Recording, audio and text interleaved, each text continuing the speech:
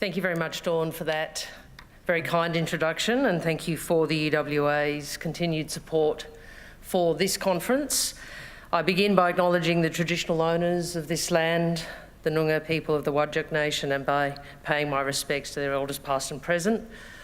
VIPs, my friend and mentor and your governor, Kim Beazley. Fantastic to see you again. Kim is one of those people that's managed to go through public life and still have a sense of humour at the end of it. We all aspire to that. My parliamentary colleagues, Senator Linda Reynolds, Madeleine King, Matt Keogh, also my former parliamentary colleague Stephen Smith, who's on the board of directors, John Olsen, the chair, Gordon Flake. Thank you, Gordon, for the invitation and for all the work you do here. And of course, Megan Clark, who's been anointed team leader today. There you go, Kim Beazley said so. As I said, thank you to Gordon for the opportunity to again address this conference. I really do appreciate the contribution that the Perth USAsia Centre makes. And as a South Australian, I'm all too conscious of the East Coast focus of a lot of foreign policy discussion. So I do appreciate the perspective here, and this conference in particular is a very great contributor. I do want to say though, I'm not sure you've included Adelaide in your little diagram of where the zone is, so that'd be a good thing to do, I reckon. At last year's conference, which focused on the oceans, or the Blue Zone, I spoke about many things, but I did speak also about the global commons, those domains in which the community, the world community, has shared interests. And in the ocean context, I outlined three issues that, from a foreign policy perspective, demand immediate attention if the global commons are to be protected and the interests of all citizens are to be advanced. And they were fisheries, the exploitation of ocean and seabed resources, and climate change. Well, this year we've moved from the seas to the skies, but the principles remain the same. These are both domains in which the international community has shared interests, but where interests can neither be effectively pursued nor achieved without cooperation. This insight is reflected in the international architecture of the space domain as it currently exists. The 5 treaties and 5 declarations and legal principles on space-related activities developed through the UN Committee on the Peaceful Uses of Outer Space all stress the principle that outer space itself, the activities carried out there and whatever benefits may accrue from it, should have the objective of enhancing the well-being of all countries and of humankind. It's a legal and normative framework which emphasises international cooperation. The treatment of space is grounded in the understanding and the acceptance that space is part of the global commons and it is open to all for peaceful purposes. There are others at this conference today who have and will do more specifically with the different elements of the space domain.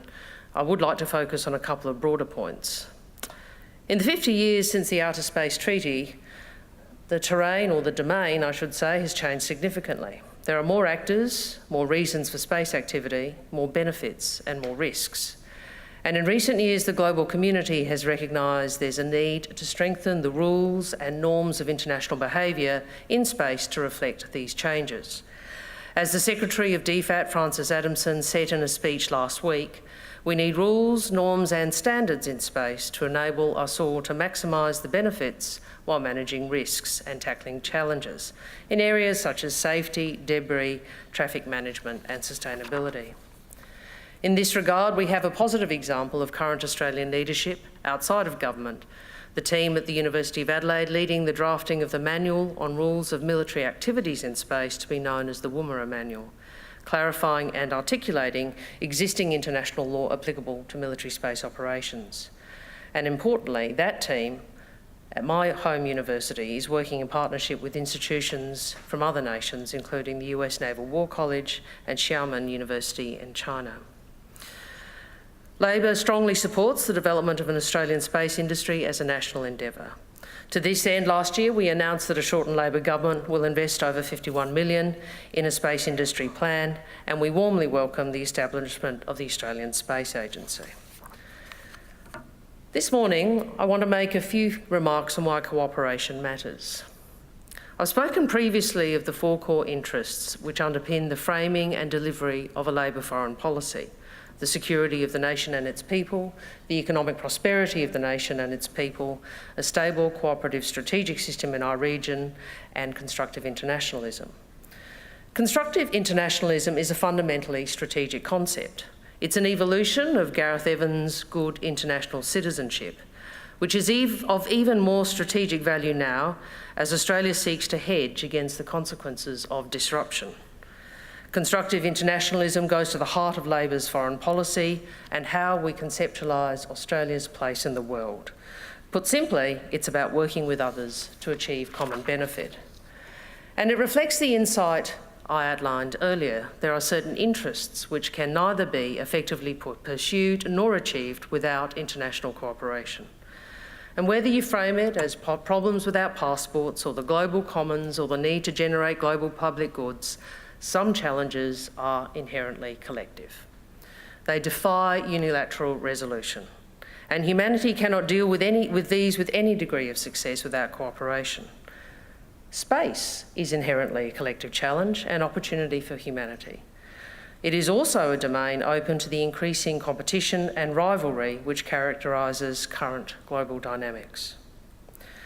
There are three elements of constructive internationalism: principle, process and institutions. First, as a matter of principle, Labor affirms the benefit of cooperation. Cooperation is not only an expression of our national interests, although it is that, it is an expression of our values. Values we share with many members of the international community. Values that have underpinned the norms and rules that have guided the international order since World War II. By working cooperatively to resolve problems, we create critical international public goods where we all draw benefit, even when the economic, environmental and security returns may differ in kind and in distribution. We see strength in agreeing and working towards shared purpose. Put simply, we know we all do better when we work together. But it also reflects the pragmatic observation I discussed earlier. Some issues, climate change, nuclear non-proliferation and disarmament, space, the oceans, require a collective response. Outer space involves national security, civil and commercial activities, state and private actors. It is affected by rapid technological, industrial and geostrategic change, and its use will be critical to Australia's national security and economic growth over the coming decades, as it will be for many other nations. So it requires both top-down multilateral treaties and bottom-up arrangements. It's a complex, multifaceted, multi-stakeholder issue that demands a collective response. Secondly, constructive internationalism encompasses a commitment to collective and cooperative processes. We see this reflected in Labor's tradition of multilateralism and regionalism, whether it's EVID and the UN, Hawke and APEC, RUD and the G20, which was instrumental in the response to the global financial crisis, and many other examples. Ours is a tradition that is about forging groupings, associations and partnerships to act for the common good. It's about Australia acting practically, confidently, optimistically and in coordination with our like-minded partners to marshal our combined efforts to deliver effective, sustainable and long-term action. And it is a tradition which would be built upon and advanced by a shortened Labor government. Finally, Labor believes institutions matter. Indeed, the clearest example of constructive internationalism at work is strong, effective and inclusive international institutions. Strong institutions both protect and advance the values on which they are built. Now, no doubt, there are many who could point to examples of institutions which fall short of the ideal. But I would say to you this: consider the counterfactual. The counterfactual is a world without the frameworks or forums for engagement and dispute resolution. Without institutions, we would likely see a more chaotic world, a world in which there is a greater risk of conflict and escalation and of hegemony. In such a world, outcomes would be more likely to exclusively reflect economic and strategic weight rather than compromise. So in a time of disruption and uncertainty, cooperation, multilateralism and institutions become even more important. If countries close themselves off, turn inward and disengage from the world, the risks of misunderstanding, tension, rivalry and conflict rise. So instead of talking about globalism versus patriotism, let's talk about cooperation. Let's talk of working together to gain collective benefits. This is good for each of us and good for all. It is a contribution Australia has historically made, and it's one we must continue to make. I see Julie Bishop has arrived, welcome. I also acknowledge Julie Bishop, who was an outstanding Minister for Foreign Affairs. And as she made the point, I think we made a bipartisan viewpoint on this, we have a direct interest in open rules-based international order, in which countries work together to resolve tensions and tackle problems. We have direct interest in a global system in which those seeking to make or shape the rules do so through negotiation rather than imposition. And we have a direct interest in being a cooperative and constructive actor and playing a leadership role on issues that affect us all.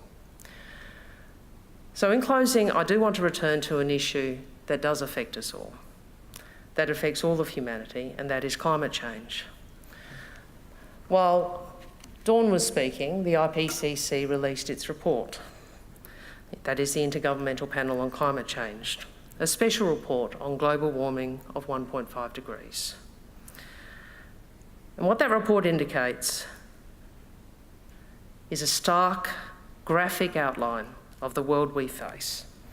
The prospect of exceeding a 1.5 degree temperature rise by 2040. How old will you be in 2040? How old will your children be? How old will your grandchildren be? And most importantly, what do you want for them? Because at 1.5 degrees, we lose 70 to 90% of the world's warm coral reefs on top of the loss to date. We have more extreme hot days, more droughts. We will see the consequences of risk to our health, our livelihoods, food security, water supply, human security and economic growth. And it's a risk from which we cannot hide. The climate wars inside the coalition can't be allowed to hold this nation back any longer. Let's not say to the next generation, we failed to act simply because Tony Abbott liked to fight, or because Malcolm Turnbull was too weak, or because Scott Morrison hasn't got a policy. Australia can do our bit, at home and internationally, and under a shortened Labor government we will. Because a Labor foreign policy will deal with the world as it is, but we seek to change it for the better. So I commend this conference and the Perth USAsia Study Centre for its ongoing contribution to engagement and thinking on shared challenges facing the Indo-Pacific. And I thank you for the opportunity to speak with you today.